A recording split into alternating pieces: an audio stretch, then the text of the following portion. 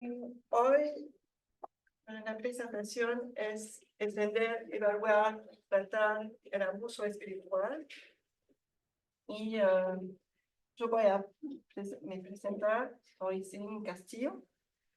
Soy psicóloga clínica. Estoy miembro del Consejo Administrativo de InfoSection, a donde lidero un grupo de apoyo por ex miembros también.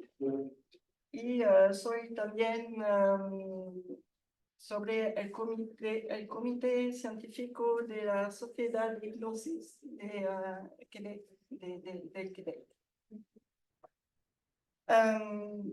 Desde el lugar, yo voy a presentar como una psicóloga, ¿sí?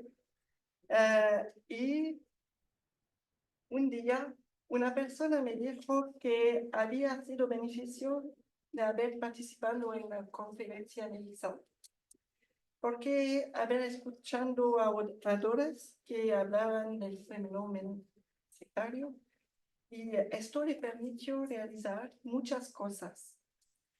Me permitió de poner palabras sobre lo que había vivido como miembro de un grupo sectario o coincidido, depende de pero también pone palabras sobre lo que vivía cotidianamente.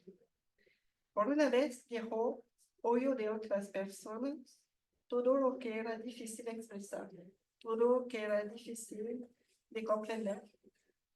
Y por el mismo hecho me permitió comenzar el camino de la curación.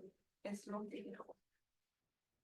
Digamos que esta pequeña introducción es para explicar que el objetivo de mi presentación hoy es doble. Es para oradores que podrían quizás beneficiarse de otra perspectiva, de otro punto de vista sobre una práctica mía. Tengo en mi oficina privada con personas que han vivido en grupos sectarios. Regularmente en Canadá tengo peticiones de parte de mis colegas que expresan una gran necesidad de ser formados, ¿no? Y también tengo eco de los pacientes que expresan tener dificultad para encontrar un psicólogo que entiende su realidad sin tener que explicarlo o justificarse en pequeños detalles lo que vive. El otro objetivo es también, y lo espero, a la atención de las personas que tienen una experiencia sectaria, las víctimas, que han vivido en influencia sectaria. Y aunque esta presentación no es pretenciosa, pero es al menos que pueda ser como fue para la persona que acabo de hablarse, ser un poco más en la comprensión de lo que han experimentado y un poco más en el camino de la curación, si eso es necesario.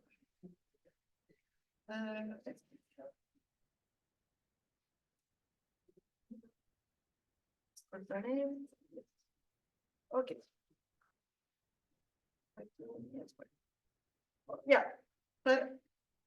Ya sabes, el trabajo del psicólogo es meterse en la cabeza de una persona para entender mejor cómo piensa, para entender mejor sus percepciones y sentimientos, para saber qué le gusta y qué le afecta, y también comprender mejor cómo funciona. Y todo eso para ayudarla, por supuesto. Si les explico esto hoy, es porque le propongo ser su guía en un mundo, el mundo intrapsíquico, en la vida psicológica de las personas que han vivido la influencia sectaria.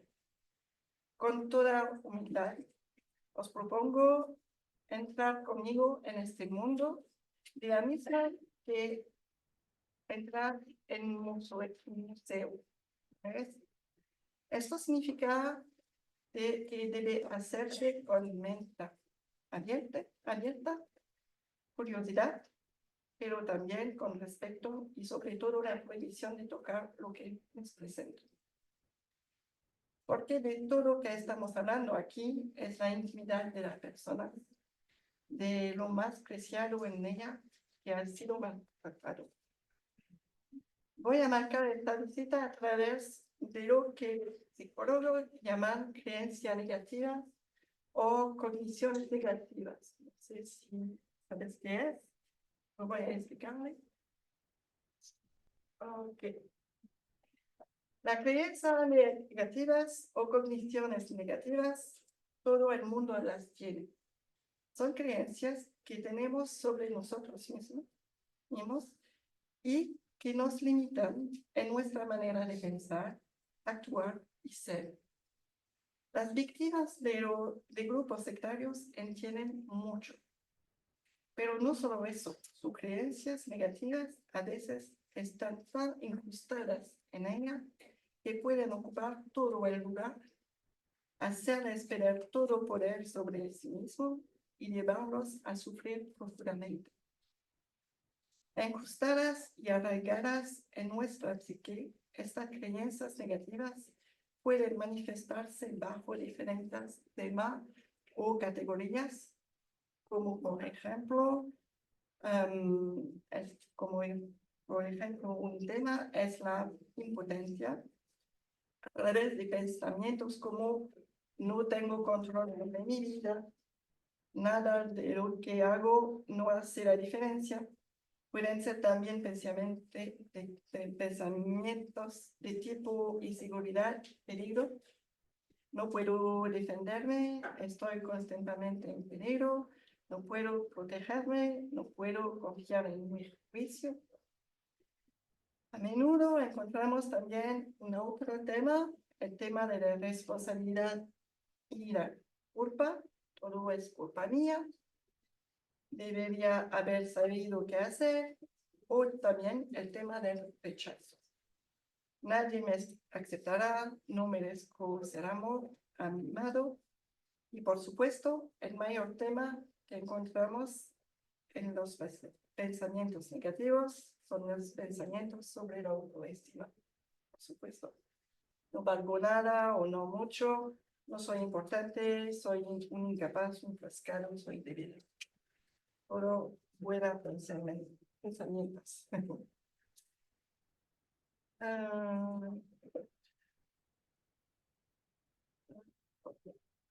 Las creencias negativas pueden estar en nosotros muchos antes que vivamos en un grupo sectario, pero esa experiencia va a menudo e insidiosamente las fortalece y les da más peso, o también esa experiencia va a crear otros pensamientos negativos. Estos temas de creencias negativas pueden superponerse y reforzarse mutuamente, creando un ciclo infernal, un círculo vicioso, que es difícil de romper. Una de las pistas de intervención en psicología y tratamiento es precisamente trabajar en la modificación de esta creencia. Entre paréntesis, espero que me disculpen porque, dado el límite de tiempo que tenemos, he tomado la decisión de no explicar la escala de una pista de intervención. Bueno, ahora, si ahora exploramos una de tema por tema, algunas de su creencia, y vemos el impacto que tienen en la salud mental, les propongo comenzar con el tema de la responsabilidad y la culpa. En primer lugar, es común encontrar que en este tema, y a menudo asociado con el sentimiento de vergüenza, mucha vergüenza.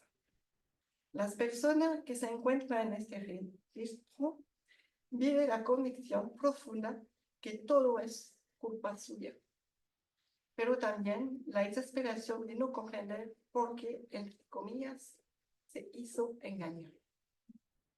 Ella se hizo engañar. Si hay una expresión que resume la incomprensión del fenómeno sectorio, ya sea una víctima, familia de víctima o incluso un periodista, es esta. Y mi respuesta es sin duda la misma. Los grupos sectarios no te atrapan por la cabeza, te atrapan por el corazón. Aquí no se trata de inteligencia, sino de afecto. Para hacerles entender mejor de lo que hablo, para hacerles entender mejor de lo que hablo, también tengo de costumbre de contar esa historia. La historia de la rana que se sumerge en un agua hirviendo. No sé si la conocen. Quizás algunos de ustedes ya la conocen, si no, aquí es. La historia de la rana en caldero es una metáfora utilizada para ilustrar cómo los cambios graduales, cuando se hacen poco a poco, de manera insidiosa, pueden pasar desapercibidos y conducir a consecuencias desastrosas. Si coloca una rana en una olla de agua hirviendo, reaccionará inmediatamente saltando del agua para escapar del intenso calor, ¿vale? Su instinto de supervivencia le empujará a evitar el peligro evidente.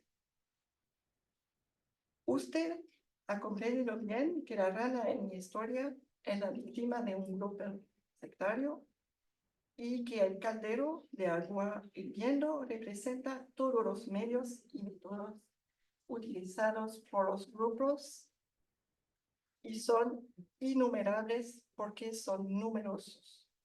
Pero se pueden citar, por ejemplo, pero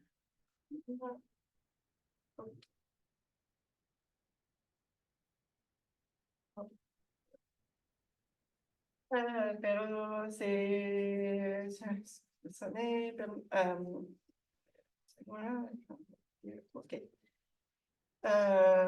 Por ejemplo, se pueden citar un ejemplo de tácticas como acusar, culpar, verificar a ultranza las actividades de la persona, pedirle a esa persona de rindar cuentas continuamente, permanecer indiferente a nivel emocional, a no dar credibilidad a una persona, no validar sus sentimientos o incluso invalidarlos, o peor aún, el hacer ambas cosas al mismo tiempo para crear confusión. También tenemos establecer normas poco realistas, disminuir la identidad, la dignidad, no reconocer deliberadamente la presencia, el valor o la contribución de una persona.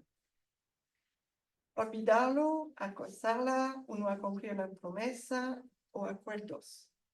En resumen, como bien saben, esta es, por desgracia, una pequeña parte de la larga lista de violencias psicológicas, físicas, abusos, negligencias y malos tratos que se encuentran en este grupo.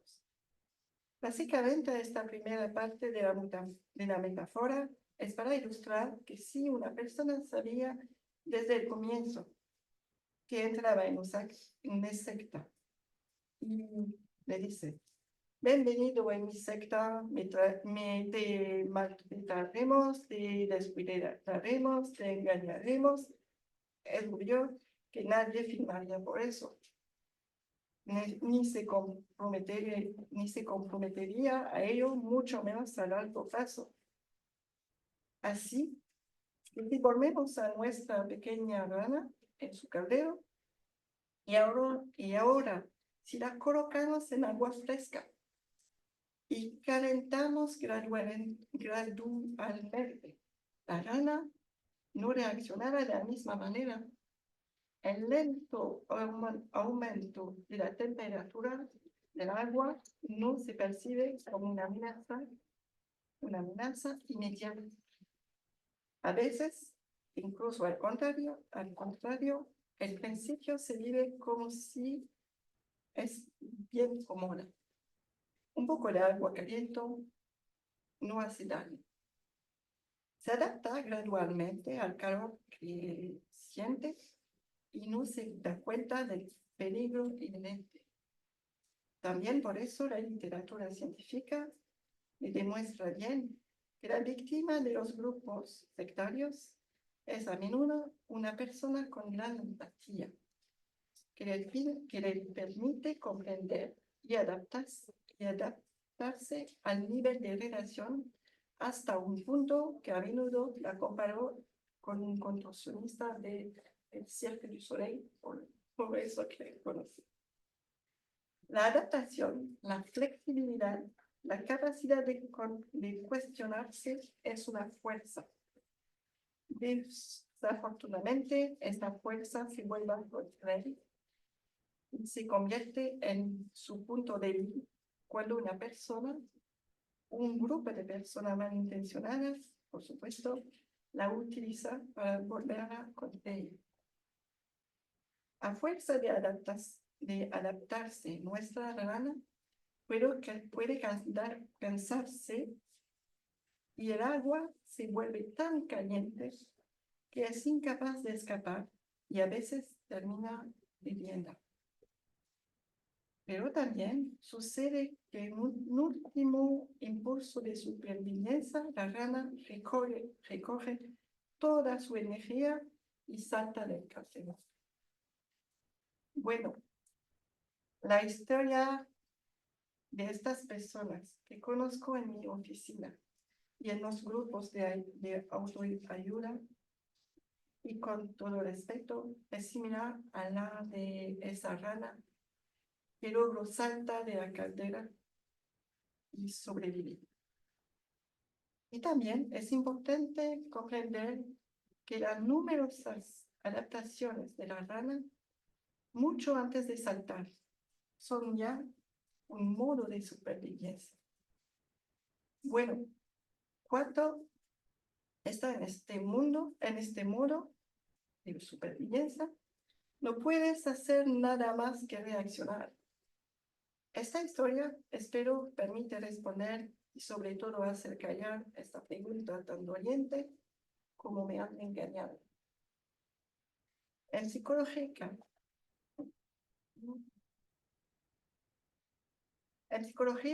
muchas investigaciones han demostrado cómo la gente puede acostumbrarse a situaciones cada vez más dañinas o peligrosas cuando se desarrollan lentamente y gradualmente. Esto también es cierto en diversos contextos, al nivel del trabajo, al nivel de las relaciones conyugales, amorosas, incluso amistosas, y por supuesto en un contexto espiritual y dogmático. Así se puede hablar de abuso espiritual.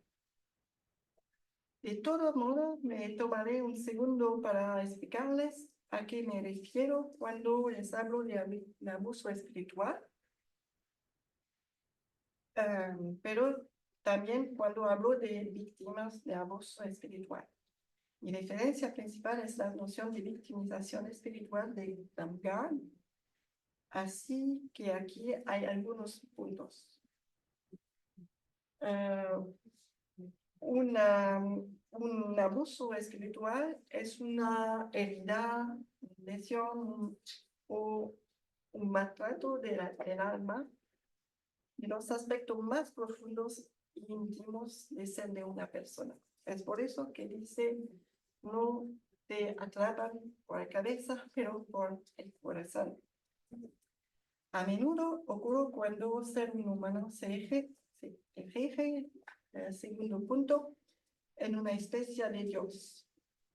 Cuando una persona dice, soy Dios, es una persona en el sexo, una persona egoísta, tratando a esa persona como un objeto que debe ser manipulado para servir a las necesidades, programas y objetivos religiosos del dogma.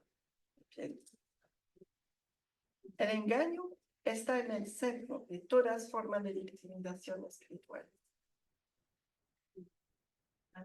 Las víctimas a menudo no se identifican como tales. Es un problema cuando estamos en tratamiento, porque es difícil de empezar un tratamiento cuando las víctimas no realizan que están una víctima, no realiza su estatus. Pueden, por ejemplo, considerarse fracasados o abandonados por Dios. Bien. Y veremos un poco más abajo el efecto que este punto tiene en el tratamiento psicológico. Otro punto. Entorno de control cohesivo, internacionalización de normas que influyen en las elecciones, decisiones y comportamientos, todo lo que las personas dicen.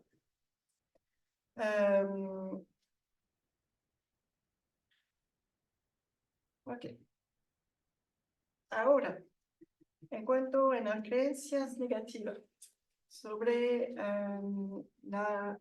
empiezo para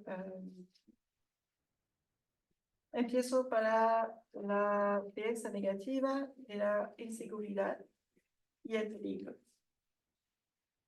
Primero, hay que saber que el miedo es una herramienta más poderosa que los líderes tienen a su disposición.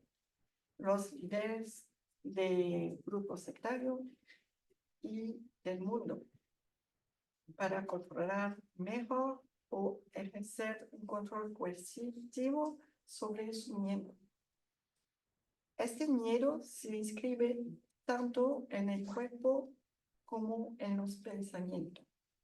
Una vez más, en el Museo de la Psique que estamos visitando, les invito a detener unos minutos antes el tema de inseguridad y el peligroso.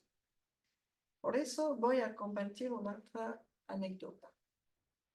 Otra persona con la que me reuní en mi oficina quería explicarme hasta qué punto, cuando salía de un grupo, vivía una mezcla de sentimientos a la que asociaba el miedo.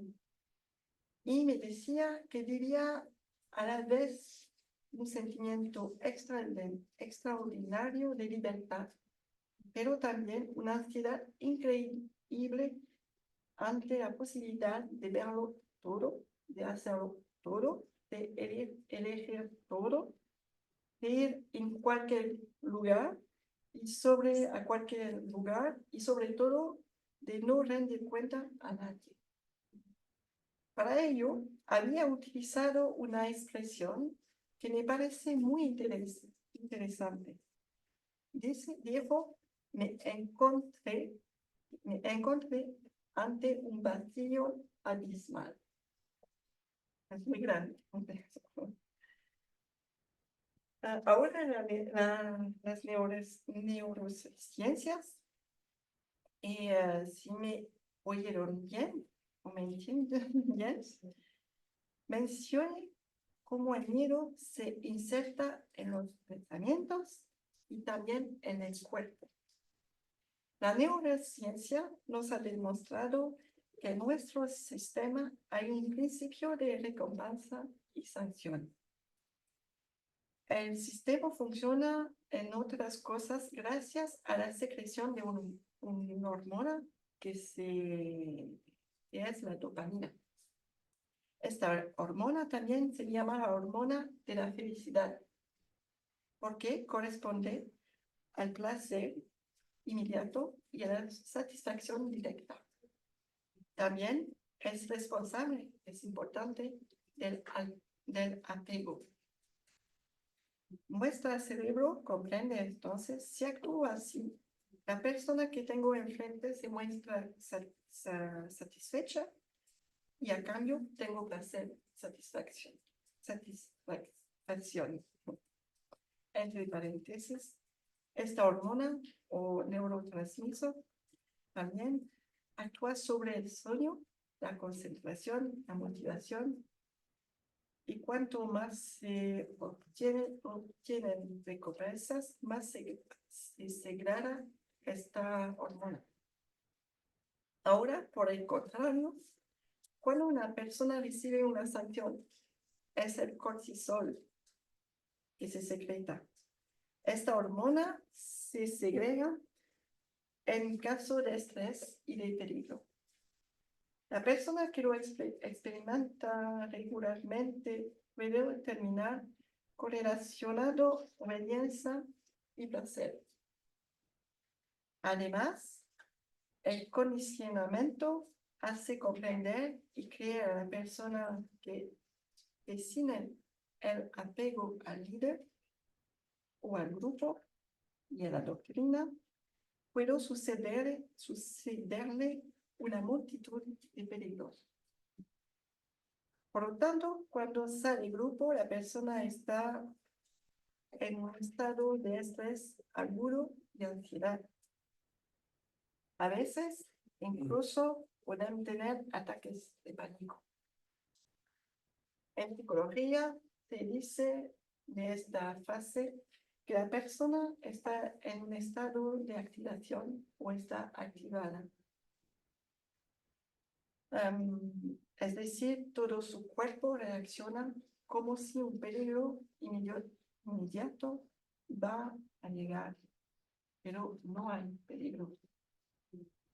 No tengo sueño. No pego. Esta es una creencia negativa típica de espero en cualquier momento ser castigado.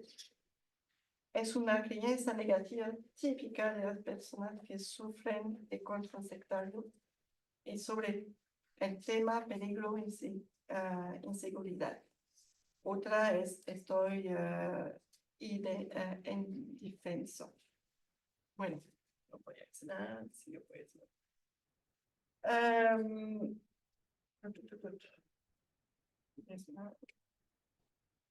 Siempre en este tema, el problema de la interpretación, como dijo, es que la huyada que se puede dar a una persona pasa necesariamente en psicología por la construcción de un vínculo de confianza. Y, de hecho, es precisamente una de las mayores dificultades que se presenta en la revisión terapéutica. Como psicólogo, trabajamos en dos frentes a la vez. Es necesario equipar rápidamente a la persona en la gestión de los síntomas de ansiedad incapacitantes con técnicas de visualización, de respiración, de relajación, pero también de juego de rol u de puesta en situación. Además, hay que estar muy atento en los efectos de la relación. Cuando se entra en relación terapéutica con una persona, se puede que vive cosas que viven la relación con el líder. Y dependiendo del nivel de trauma, de fragilidad de la persona, es importante pasar mucho tiempo al principio y sobre todo en la construcción de la relación de confianza.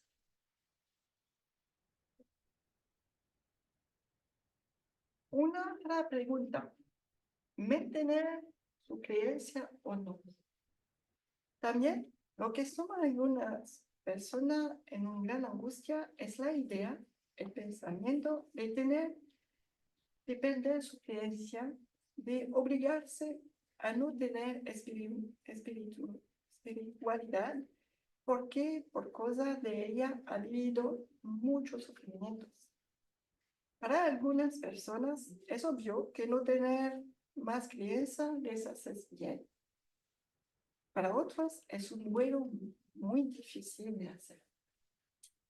Pero la verdadera pregunta en este caso es, ¿realmente debemos llorar por nuestras creencias? ¿Es esto necesario? El bienestar pasa realmente por hecho de que uno ya no creo o tiene más espiritualidad. Evidentemente la respuesta es personal a cada uno y nunca definitiva, pero a menudo para ayudarles a tomar una decisión informada, lo que hago reflejar a mi paciente es que el problema en toda esta experiencia no es el hecho que tengan creencia. El problema es que su creencia fue utilizada para abusar de ella, fue utilizada y desviada por alguien más para su propio beneficio. Cuando alguien, por ejemplo, cuando alguien es robado su dinero, no le dirías que el problema es tener dinero. Alguien que ha sido abusado sexualmente, el problema no es tener un cuerpo. Las personas son las que son, tienen lo que tienen. El problema es aquello que abusan de los que son y de lo que tienen.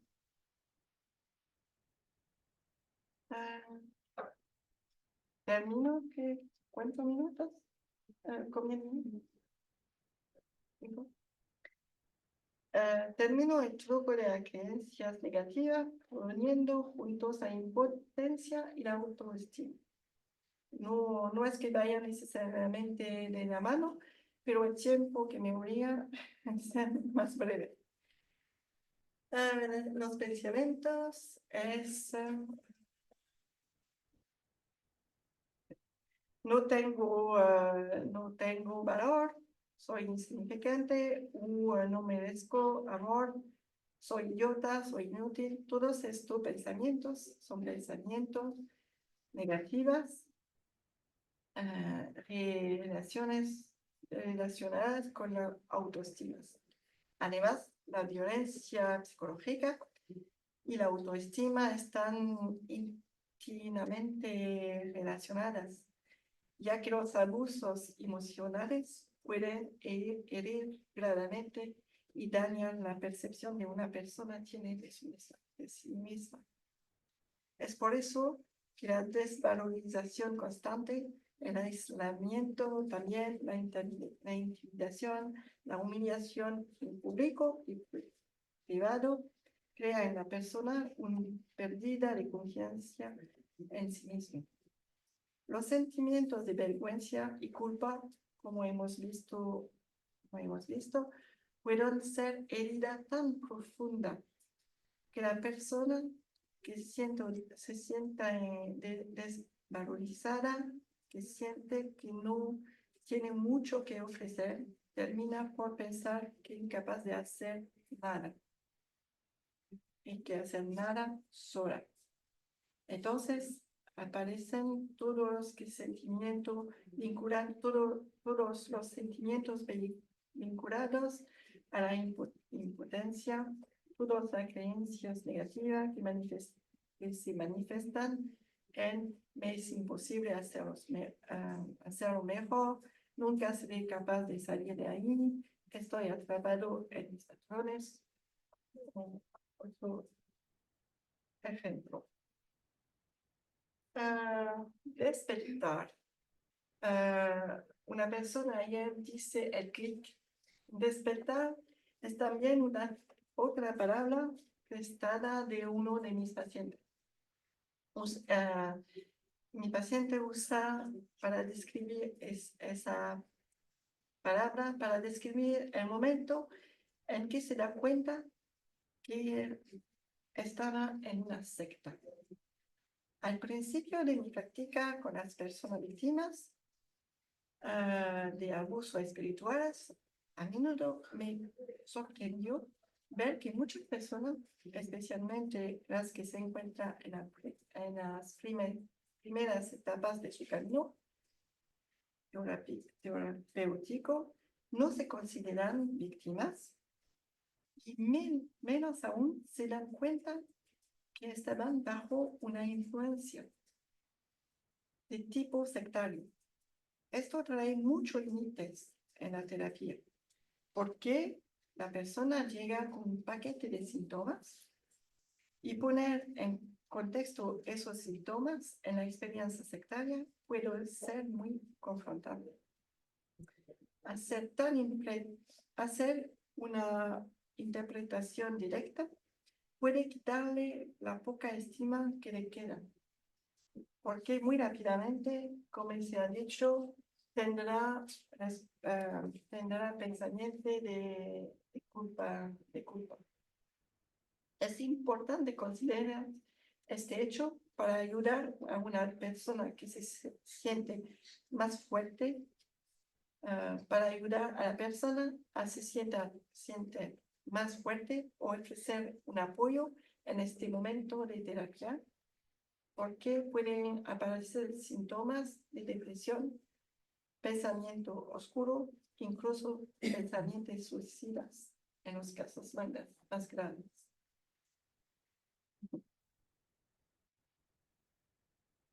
Eso es la sintomatología breve que si miramos de manera más sintomática y menos dinámica, los elementos a observar cuando recibimos en nuestra oficina las personas, podemos observar una variabilidad de síntomas y el cuadro clínico es grande. Se pueden encontrar síntomas recurrentes en el cuadro clínico, como baja autoestima, después ansiedad, depresión, resistencias y desconfianzas. Es una línea de intensidad para las problemáticas graves. Discúlpame por pensar. Puede tener por PTSD, trastornos disociativos y trastornos de la identidad. Es el más fuerte. Y esta personalidad tienen una histórica psiquiátrica. Pero si tenemos solo los sintomatología, no podemos comenzar a comprender o a tener una explicación del camino de experiencia de la persona. Es importante, pero no es el más importante. Es la sintomatología. En conclusión, no hemos tenido tiempo de verlo realmente, pero rápidamente es necesidad de comprender que es necesidad de haber intervenciones de varias modalidades. Y por supuesto, la psicoterapia es importante, pero también hay todo el trabajo a nivel psicosocial y de ayuda en el concreto que esta víctima necesita, no solamente la psicoterapia. El trabajo a nivel psicosocial puede ser para desarrollar habilidades, relaciones, como también para ayudar a la persona a reinsertarse poco a poco en lo que llamo la vida civil. It's over. Gracias.